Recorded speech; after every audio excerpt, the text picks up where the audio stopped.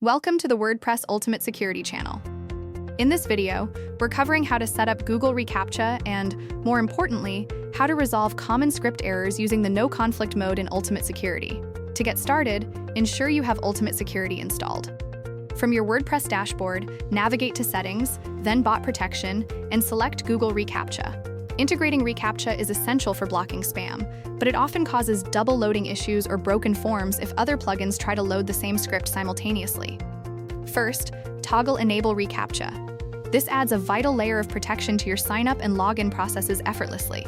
Select your version. We are using v2 keys here, and enter your site and secret keys. If you need your keys, we have placed the Google Admin Console link in the description box below. Now, let's solve a common headache: scripts from different plugins clashing. This is where no conflict mode becomes a lifesaver. By enabling this, you ensure that only one instance of reCAPTCHA loads on the page. It prevents technical conflicts with other active plugins or your theme by resolving script overlaps. This ensures smooth operation without interruptions or broken forms for your visitors.